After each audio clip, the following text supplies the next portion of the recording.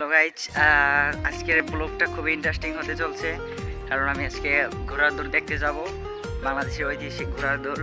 এখানে অনেক লক্ষ লক্ষ মানুষ আছে এবং প্রায় শত শত ঘোড়া নিয়ে এই উৎসবটি আয়োজন করা হয় বাংলা নববর্ষের উদ্দেশ্যে। তো আজকের ব্লগটা শেষ পর্যন্ত দেখার অনুরোধ থাকলো, সবাই দেখতে থাকুন। তো দেখতে দেখতে আমরা গাড়িতে উঠে পড়লাম। এখন একটু পরে আমরা সেই ঘোড়া দৌড়ের মাঠে চলে যাব। ছোট ভাই ব্রাদার নিয়ে একটু গাড়িতে বসে আনন্দের সময় কাটালাম। অবশেষে আমরা চলে এলাম সেই ঘোড়ার দৌড়ের মাঠে, ঐতিহাসিক যে জায়গায় ঘোড়ার দৌড় হয়। তো আর অল্প সময়ের মধ্যে আমাদের সেই ঐতিহাসিক ঘোড়ার দৌড় শুরু হয়ে যাবে। এখন সব ঘোড়া তার নিজ নিজ গন্তব্যে এসে নাম লিখিয়ে যাচ্ছে।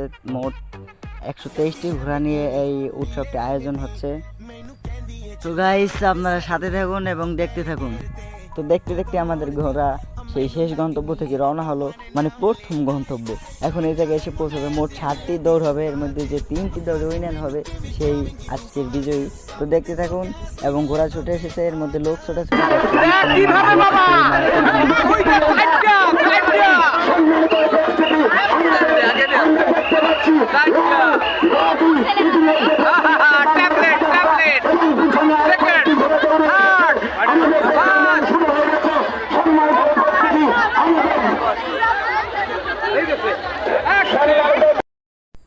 বাংলাদেশে সেই জনপ্রিয় ঘোড়ার দৌড় দেখতে লক্ষ লক্ষ মানুষ এসেছে। শত শত বলে ভুল হবে, লক্ষ লক্ষ মানুষ আপনারা দেখতে থাকুন।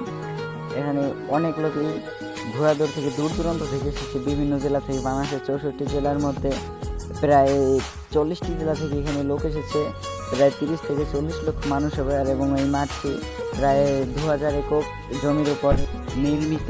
তো গাছ দেখতে দেখতে 7 ঘোলা পেরিয়ে লাস্ট ঘোলায় চলে এলো এবং দেখা যাচ্ছে ফার্স্ট সাদা ঘোড়াটি ফার্স্ট এবং খড়ি ঘোড়াটি সেকেন্ড হলো এবং সাদা ঘোড়াটি জিতে গেলো সেই 2 ভরি ওজনের স্বর্ণের সেই কাপ। এবং এখানে দেখুন লক্ষ লক্ষ মানুষ এসেছে শুধু উৎসবটি উদযাপন করতে। তো গাইস, আমাদের সেই ঘোড়া দৌড় শেষ করে আমি একটু মেলার মাঠে ঘোরাঘুরি করতেছি। এখানে মেলায় অনেক লোক দেখা যাচ্ছে।